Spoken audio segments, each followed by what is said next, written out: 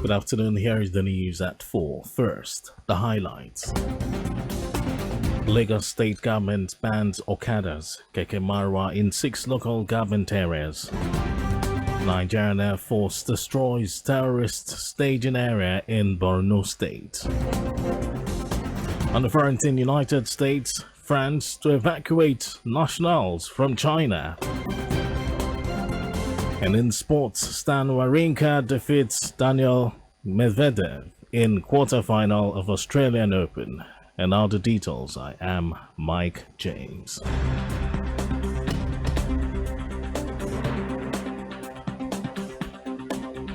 To express the premium it places on security and safety of lives of residents, the Lagos State government has banned the operations of motorcycle known as Okada and tricycle known as Keke Marwa in 6 local government areas of the state.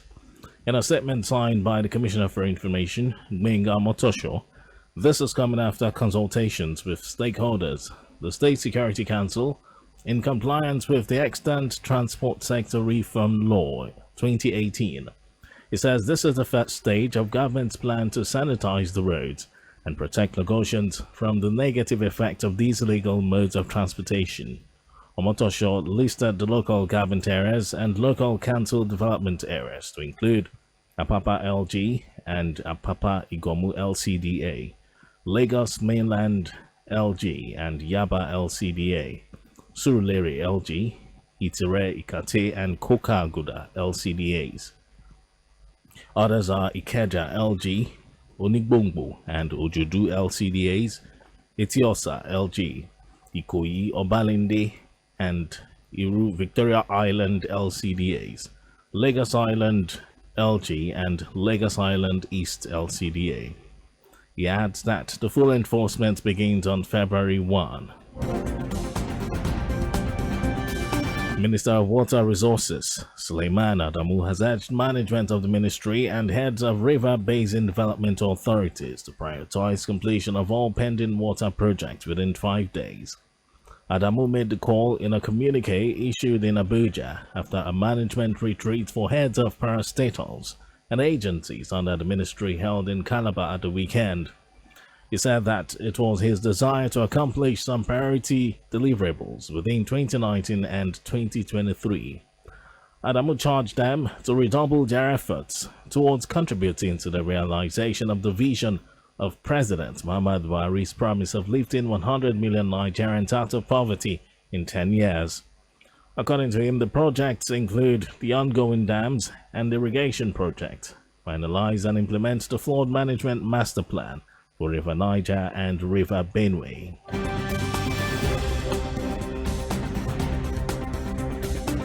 The Nigerian Ports Authority says it is expecting 19 ships laden with petroleum products, food items and other goods from today till February 25. NPA made this known in its publication Shipping Position. According to the publication, the ships are expected to arrive at the Lagos Ports Complex. It said that the ships contain petrol, containers, general cargo, bulk sugar, base oil, steel prod, automobile, gasoline, and bulk wheat.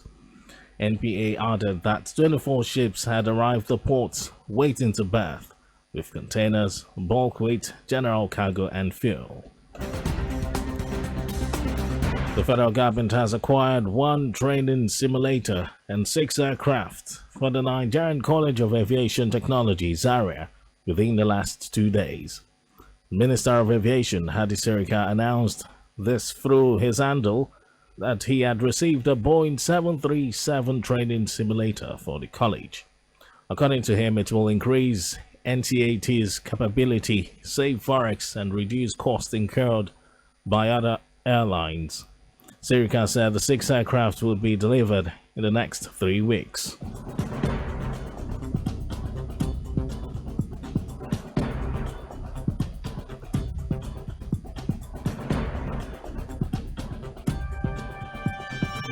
Now to the rest of the stories. The Nigerian Air Force has destroyed terrorist staging area at Gashiga in Borno, neutralizing several of the insurgents.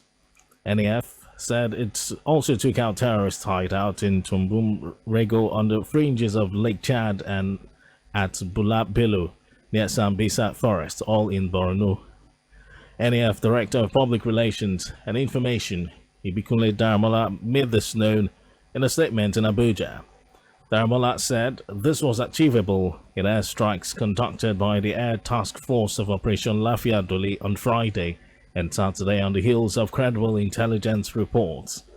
He said NAF, operating in concert with surface forces, would sustain its air campaign to shape the battle space in the northeast for the effective conduct of further ground and air operations. The Federal High Court in Abuja has granted bail to the former senator representing Kaduna Central, Shehu Sani, in the sum of 10 million naira. The judge, Justice Inyang Eko, granted him bail shortly after he was arraigned by the Economic and Financial Crimes Commission on 2 counts of bribery and advance fee fraud. He also ordered the defendant to deposit his passport with the court's registry and directed that he must not travel out of the country without express permission of the court. The judge also directed the court's registry to verify the assets and title document to be tendered as a guarantee by the surety. He also ordered the court's registry to notify in writing the Nigeria Immigration Services that the defendant's passport was in its custody. Meanwhile, the case had been adjourned trial till February 24, 25 and 26. The federal government has announced that it will begin the implementation of 7.5% value-added tax, espoused by the Finance Law 1 February 1.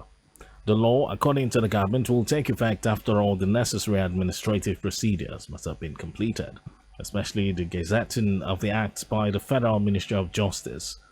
Minister of Finance Zainab Hamid confirmed the implementation date in Abuja at the inauguration of the board of the Federal Inland Revenue Service. She said the commencement date had put to rest every speculation regarding the takeoff date of the new VAT regime. Hamid said, with the act, there will be more revenue to finance key government projects, especially in the areas of health, education, and critical infrastructure. Now to foreign news. France and the United States have announced the evacuation of their nationals trapped in China. France said it will fly home its citizens who wish to leave the Chinese city of Wuhan at the center of a coronavirus outbreak that has sickened thousands and killed 81. The repatriation via a direct flight to France will be planned for the middle of this week, with Chinese permission under the supervision of medical experts. Health Minister Agnes Buzyn said late Sunday after an emergency meeting of ministers called by Prime Minister Edward Philip. The number could range from a few dozen to a few hundred, Buzyn said, adding that consular authorities in Wuhan were doing a head count. United States has also announced it will arrange a flight to evacuate personnel and citizens trapped at the epicenter of the virus outbreak.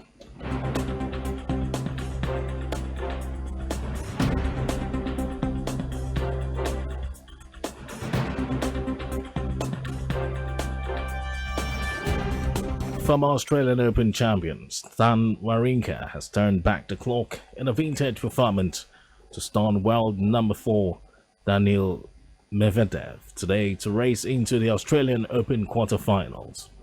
Medvedev arrived in Melbourne after a 2019 season featuring 4 titles and a tour leading 59 match wins. He came into Monday's contest against Wawrinka, having won both career meetings at Grand Slams in 4 sets. Meanwhile, Wawrinka will meet either German 7th seed Alexander Zverev or 17th seed Andrei Rublev in Russia for a place in the semi-finals. And that was the news at 4, but just before we go, road safety is everyone's responsibility. Please play your part. You can listen to Lagos Traffic Radio on our website at www.trafficradio961.ng and follow us on our various social media platforms, Twitter at Lagos Traffic 961, Instagram Lagos Traffic, and Facebook Lagos Traffic Radio 96.1 FM. To end the news, here are the highlights of the major stories. To express the premium it places on security and safety of lives of residents, the Lagos State government has banned the operations of motorcycle known as Okada and tricycle known as Keke Marwa in 6 local government areas of the state. The Nigerian Air Force has destroyed terrorist staging area at Gashinga in Borno, neutralizing several of the insurgents. We also told you that France and the United States have announced the evacuation of their nationals trapped in China. France said it will fly home its citizens who wish to leave the Chinese city of Wuhan at the center of a coronavirus outbreak that has sickened thousands and killed 81. And in sport, former Australian Open champion Stan Wawrinka has turned back the clock in a vintage performance to stun world number 4 Daniil Medvedev today to race into Australian Open quarterfinals. For contact with the newsroom, send a message to newsroom@trafficradio961.ng. And that ends the news broadcast compiled by Zainab Adebeshi. Thank you for listening. I am Mike James. Good afternoon.